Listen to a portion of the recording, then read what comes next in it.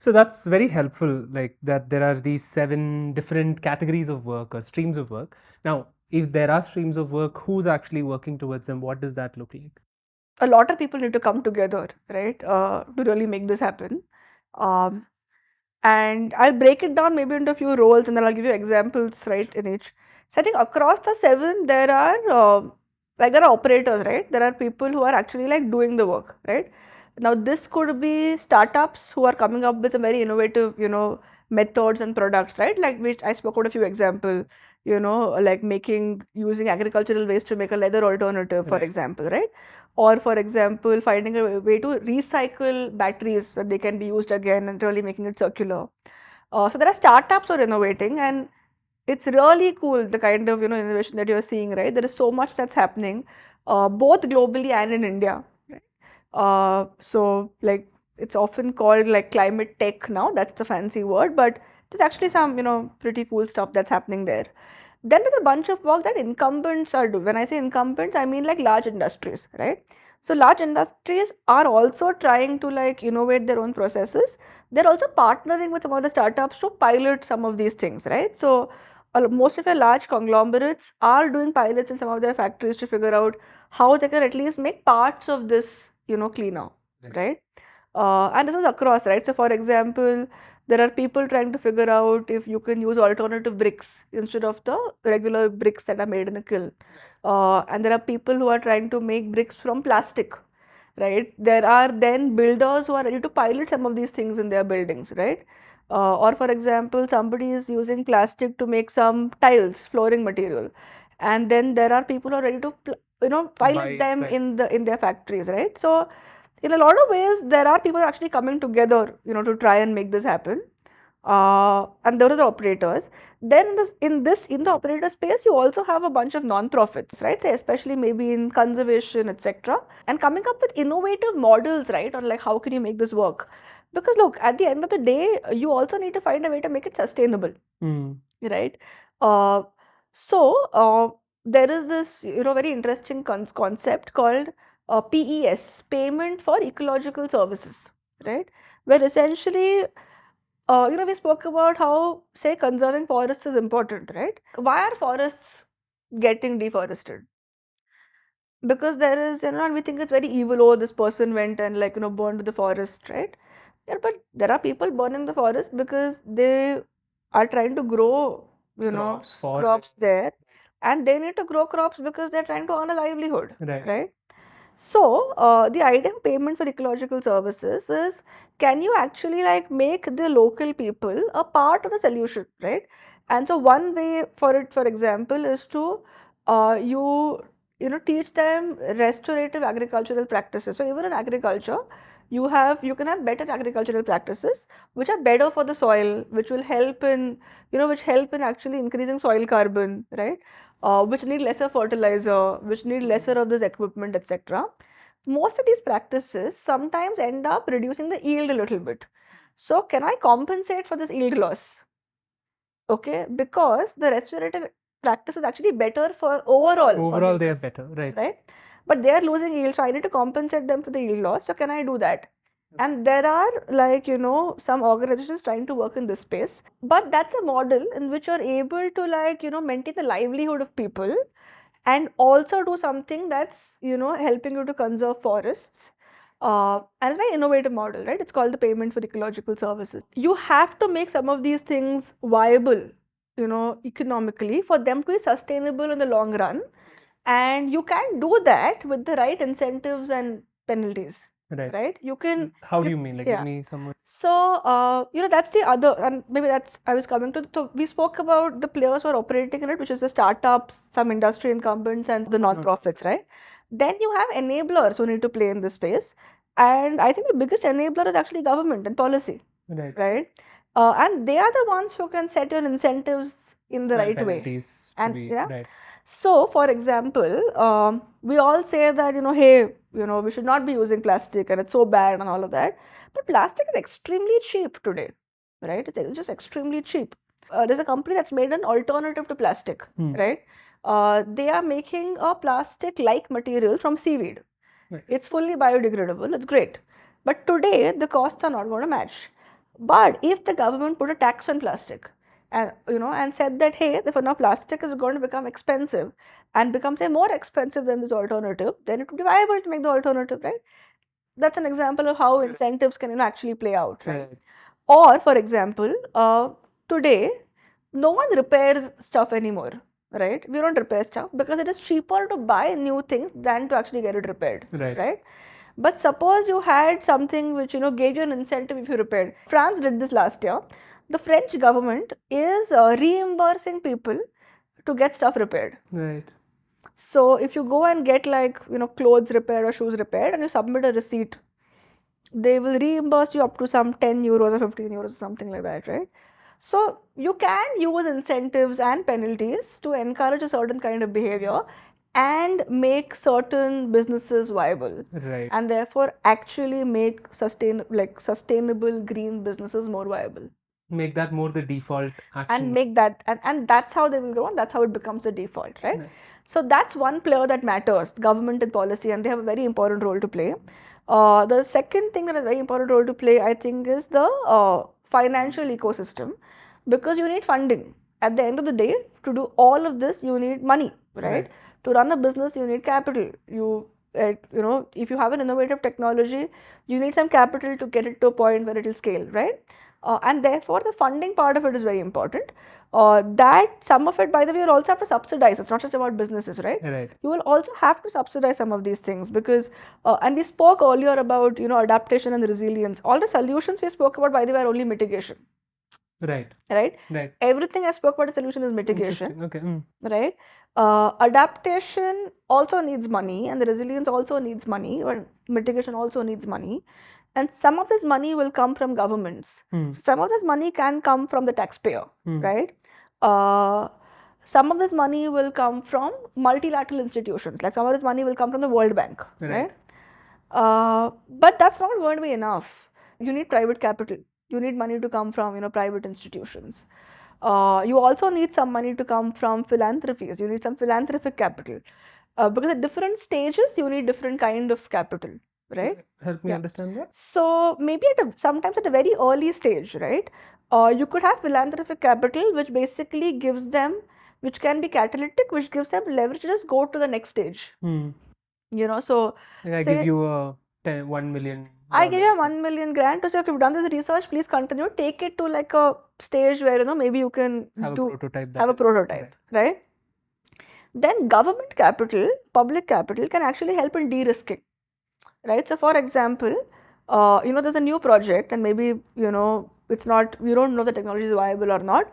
Private capital is too scared to come in. Right? Because they are like, hey, I don't know if this will work. Infra projects are large, right? So they need a large sum of capital. So maybe government funds the first part of it, takes to a stage where you can prove viability, and then private capital can come in, right?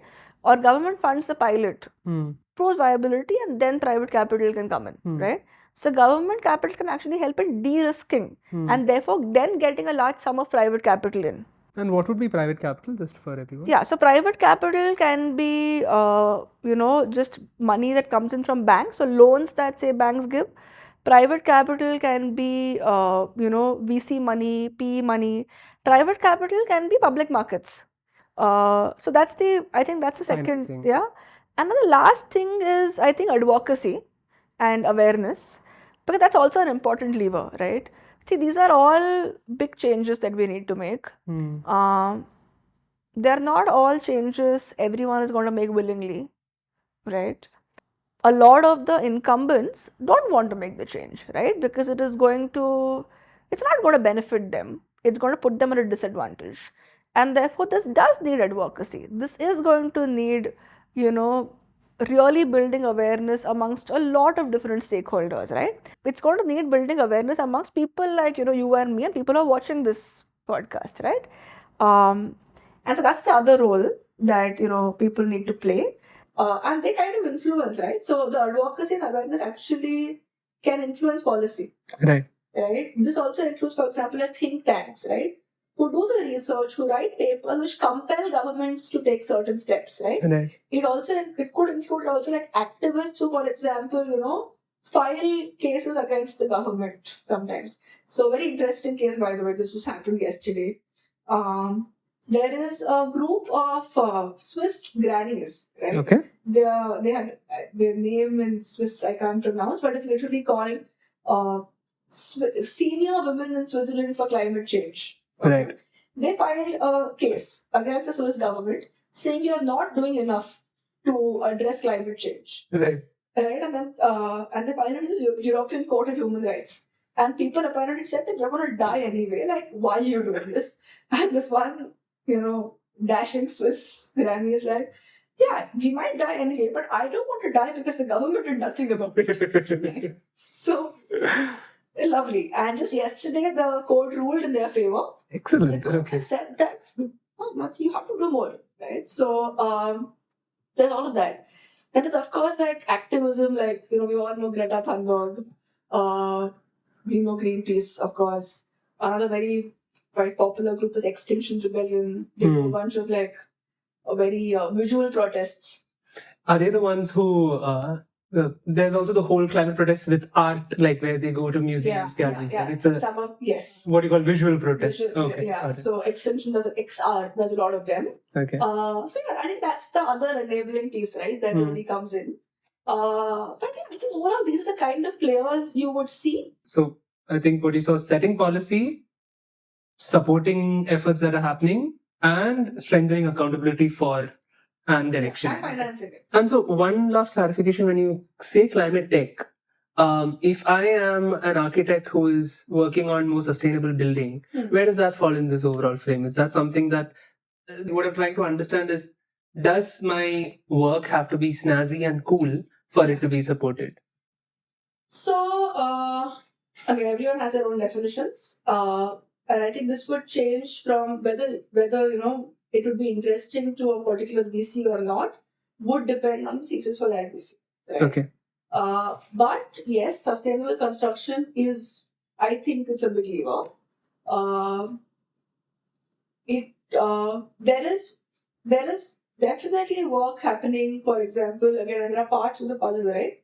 I was talking about how you can make alternate construction materials. You can make different kinds of bricks, right? All of that is, definitely. So there's a whole thing called construction tech. Right. So we were trying to figure out how can we make construction greener, and so that's also seeing some interest. But so yeah, that works. It doesn't have to be software. Because honestly... But does it have to be tech? Can it be better, like better building design? Again, engineering, tech, just moving away from that architecture. Yeah. So, design. Yeah, I haven't heard of, just like architecture or pure design. I haven't heard of anyone who has scaled it at the point of getting funded through a VC. So I don't know any example. But I definitely think it'll be very valuable work, so people should do it. Got it. Okay, so one of the pieces that I have been hearing about as well as I'm reading about is the inequity in distribution of the causes and the effects. Like country A might be the primary polluter, but country B is the one who's getting first submerged because of the rising sea level. So tell us a little bit more about that dynamic. That's happening. That's the that's the extremely unfortunate thing, about this problem is it's just how unequal it is, right? And it just really, I think, exacerbates the inequality in so many ways, right? So one is, I think the impacts are very unequal, right? And there are some parts that are suffering a lot more than the others. And this is at different levels. So, for example, the global south is suffering a lot more than the global north. I'll also clarify what is south and north. So, see, this was meant to be a geographic thing, okay, around below the equator, above the equator kind of a thing. So, the global north typically refers to developed countries like the US, Canada, UK, European Union. And the global south then refers to the developing or the underdeveloped countries like all of Africa, most of Asia, right? All these islands, the small island nations, So all of them typically on the global south. And so there's a big inequality because typically the global south is suffering a lot more than the global north, right? One, because of location, because all of, like the island nations are the ones who are the highest risk of getting submerged, right? The other is, I think, just generally the poor suffer more than the rich, and I'll talk a little bit about this. Then I think even within the country, you have there are some states that will suffer more than the others, right? And even within a certain city, the poor suffer a lot more than the rich, right? Because see, it's very simply, if you to think of it, when there's a heat wave, the rich can afford to be in their homes with an AC on and not go out because they can do their job remotely, right? But the poor laborer has to go and work on the field, right? He has no other option. So, or for example, when there is a cyclone, right? The rich are typically able to shelter themselves better than the poor, right? So, even the inequality really plays out. The poor will find it very difficult to protect themselves from this. They will find it very difficult to even pay for adaptation, right? And they will obviously find it very difficult to recover from this, right? For this, so that's one part of the problem, right? But the impacts are extremely unequal, and the irony is that even the who has caused this is extremely unequal. Right. So when you look at the emissions, right, of and typically you use this measure called per capita emissions, which means one person how much are you emitting, right? And when you start emitting CO2, essentially. And how much of CO2 or greenhouse gases are you is every person emitting? There's such a stark inequality, right? Just to give you a sense, at I'll put it at the country level, and then we go into because in a country it's huge. So on an average, right? Average for the world is about 6 tons of CO2 per year per person. Okay. Okay, average for the world.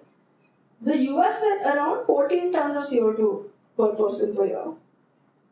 India is at about 2 tons of CO2 per person per year. And a lot of the African nations will be a lot lower than that. Okay. Right? So it is starkly unequal, even at a country level, right?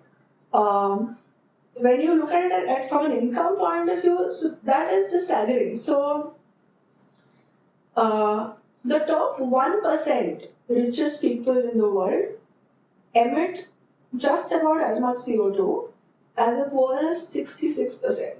God.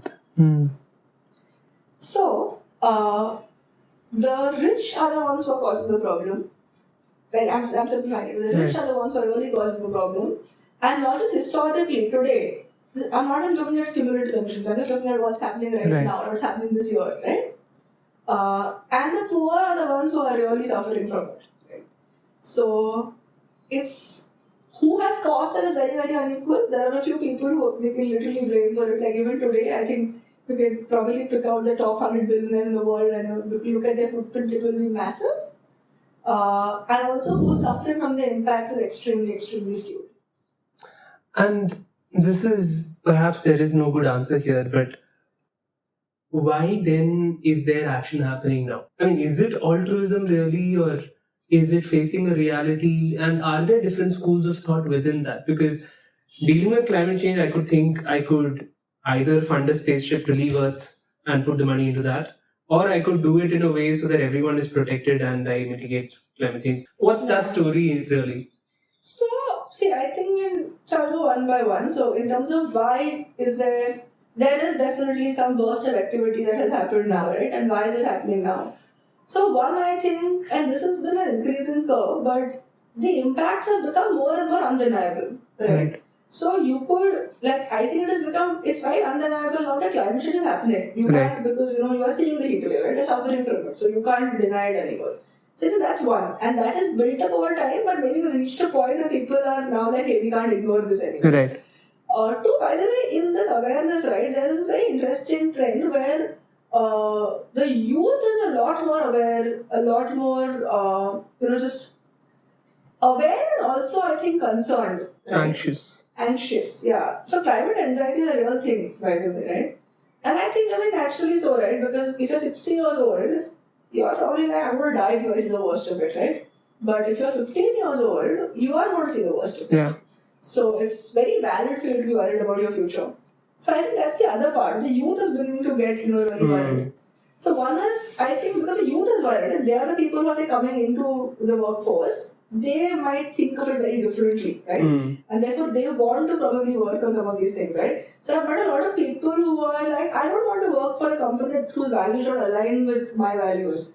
And therefore, I've also seen a lot of young energy that wants to work for climate solutions. Right. Even in terms of, by the way, how they choose, what they want to study. See, honestly, like, when I was choosing where to go to college, which was probably 15 years back, I didn't even have environment on my mind. Yeah. Right? It's not something I even gave, not an option, right? Right. There was no one, I'm sure there were colleges offering masters in environmental, not something I thought about ever.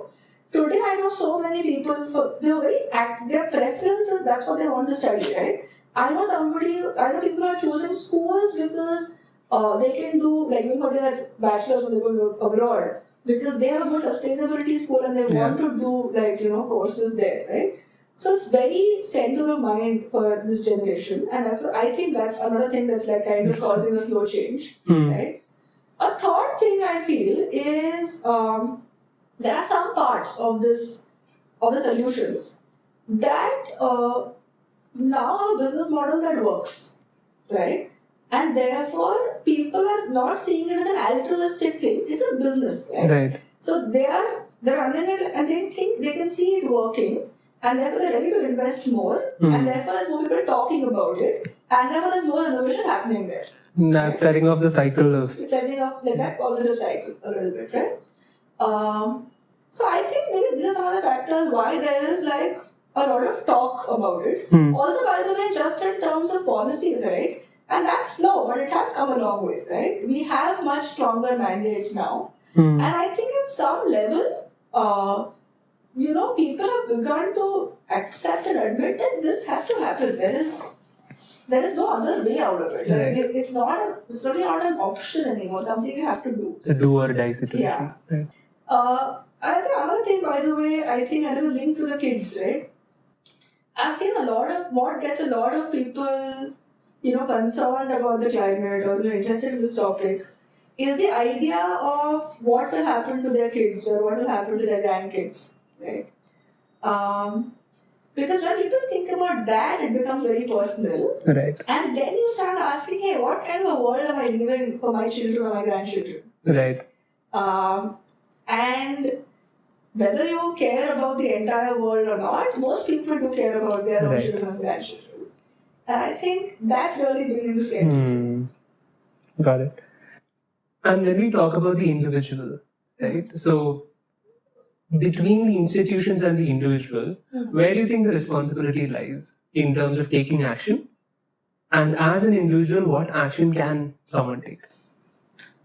These are all narratives. There are different ways to look at this, right? On individual action and what's your responsibility. See, I want to start off by saying that a lot of times there is the talk of individual action, or when people say that, hey, you should not use a plastic straw, or hey, you should use an electric vehicle. I know a lot of that narrative, often comes from trying to shift blame to individuals and making them feel guilty and kind of distract away from from industries, corporates, and governments are not doing their part, right? Right. So I understand that happens. And that's some misdirection that is going on. There is misdirection, right? I'll tell you my view on this. I feel so. There is, like you said, there are governments, there are corporates or industries, and there are individuals. I think all of them have a role to play. I also think it's not that role is not really equal, right? I think the biggest role has to be played by governments. Then there is your corporations, and then there is individuals, right? In that order. So, in this scheme of things, I think individuals have the smallest role to play. Right. But do they have a role to play? Yes. Absolutely yes, right? And I look at it this way, right? So you are an individual, there's a certain amount of individual actions you can take, right? And this will include things like, you can turn the tap off and save water, Right. You can choose, if you are choosing to drive a car, you can choose to drive an electric vehicle instead of having a fuel-based car, right? If you have the option, you can use public transport instead of using your car. Right. You can choose to take a train instead of flight if you think that's doable for you, right? You can just carry a bottle of water instead of buying a plastic Bisleri bottle, right? You can reduce your own waste. You can reuse stuff. So there are a lot of things you can do as individuals. There are actions that you can take. And I think you can choose to take whatever action is simple enough for you. You don't have to do everything, right? Just start whatever is simple enough for you. But, really, I think more than this, right? As an individual, you are also a consumer. And therefore, every time you make a choice to buy something, you can use the power of your wallet to pass a message.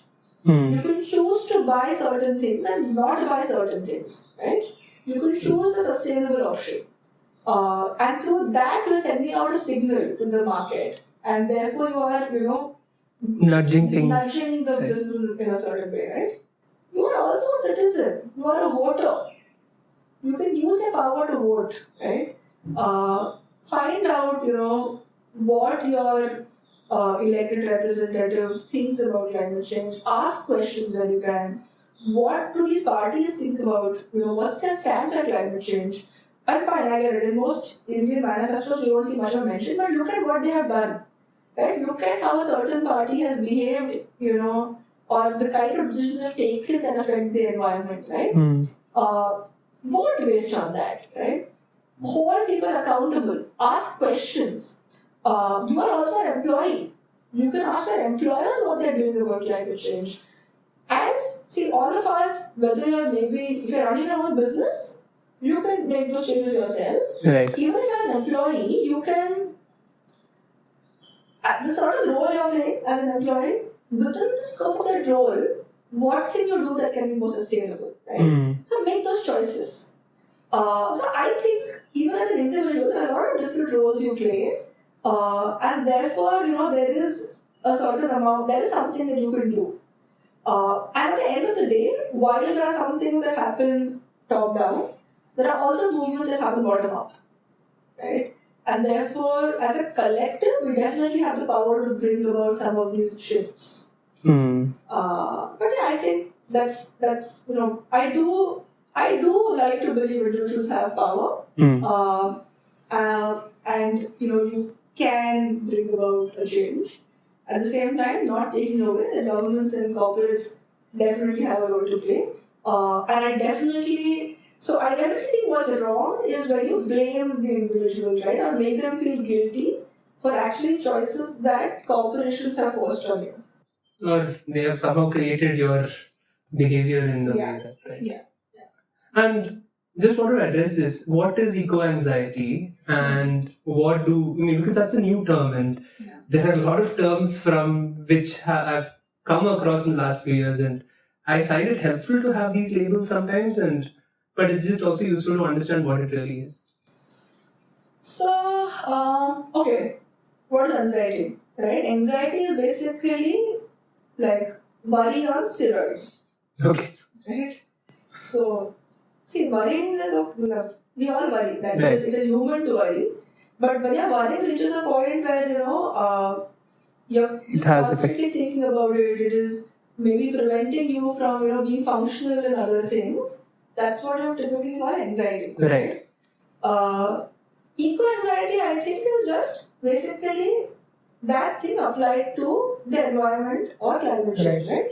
So if you basically, imagine you start thinking, okay, there is now temperature that want to increase, there are going to be heat waves, I won't be able to, I can't do this, I can't do that. I don't know, what am I going to do, right? And you imagine all kinds of doomsday scenarios. That there is a heat wave happening and we all die in heat wave. Or there are floods that are happening, or maybe there is a big drought and they're not able to get enough food because, and I'm just imagining, and I'm just constantly caught up in this. you're also feeling helpless because you're like, hey, because the problem feels so big. Then you're like, hey, what can I do about it? Right? Because then you start thinking that the problem is so big that if I don't use a straw, what difference is it even going to make, right? Or say I don't take one flight, am I making the smallest dent in this thing, right? You start feeling very helpless, and then it's kind of like a vicious cycle that your thoughts have gotten you into. I think that's probably how I'd explain eco-anxiety. And what can someone do if they are eco-anxious, and what can people around them do? So one way is there is a bright side, right? Which is why, you spoke about my newsletter at the beginning. It's Sunny Climate, Stormy Climate. Right. Because while I think there's a lot that's stormy and there's a lot that is, that is scary, that is concerning, right? It's not all doom and gloom, I've not lost all hope. I'm an optimist. I think there are a lot of solutions, and if you act on them, and if you all act on them together, if we make the right choices, we can still address this, right? We can still do something about it. So one way maybe is to try and read some positive climate news if you're, reading it. Like, don't just read the negative, right? Also read the positive. If you are talking to somebody who is feeling that, share some examples, right?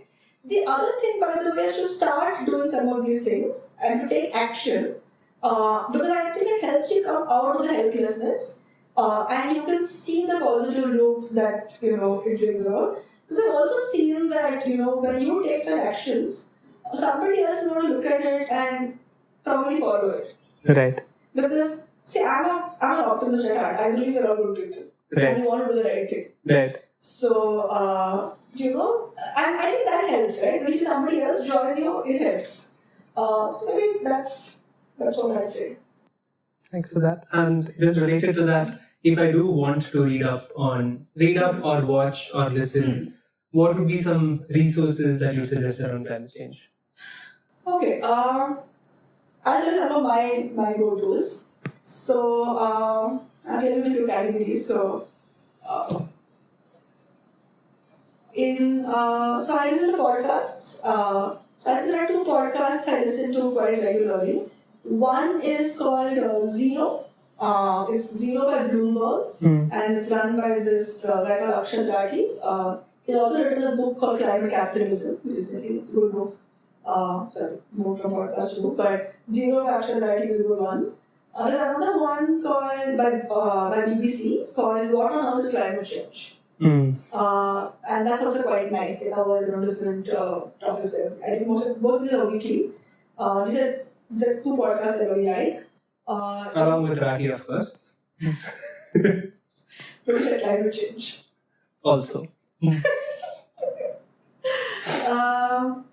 In terms of publications, so Carbon Brief is a publication that does some pretty good work.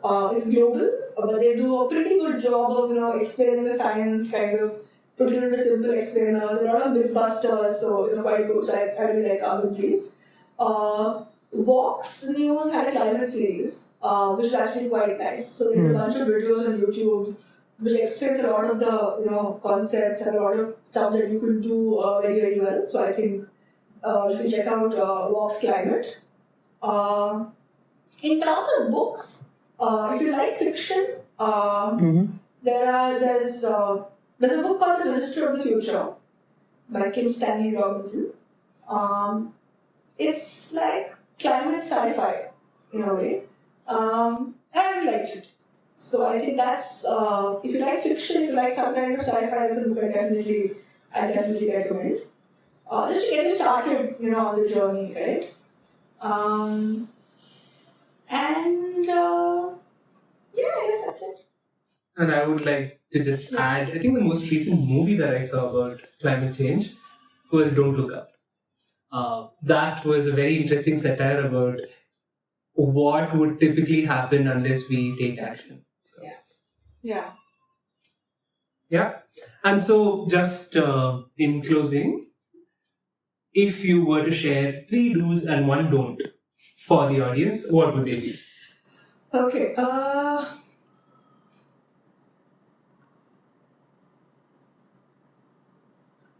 Okay. Do's, I would say one is take individual action, right? So I spoke a lot about what those actions could be. Take whatever you find is simplest to start with, but start doing something, right? Start a sustainability journey in a way. That's number one. Number two, I would say, is talk about climate change. We need more people to talk about climate change. Not enough people talk about it with the algorithms that you have today. If you are not already looking for the news, you will not get news on climate change, and therefore you never want to read it. And so, if you care about the topic, maybe just talk to somebody, right? Have a conversation. Keep the conversation going. That's number two. And the other do, I guess I would say, is be curious and hold people accountable, right?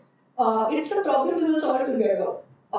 So hold your government accountable, hold your employers accountable, hold people accountable, right? Ask them what they're doing about climate change. So I think those are the three do's. And they don't actually, I would just say one, right, as we spoke about it, but don't be all doom and gloom, it's a difficult challenge, it seems terrible, it's alarming, but we can get out of it, right? I think if we all act enough, we have enough solutions to really get out of it. So, believe in the power of, the world coming out of this together, and just, don't be depressed. I hope that was helpful for you, and I've linked Sailee's newsletter, Sunny Climate, Stormy Climate, in the show notes. Let us know if there are any more doubts or any takeaways that you want to share in the comment section. And if you haven't already, subscribe to the channel. Thank you and see you again soon.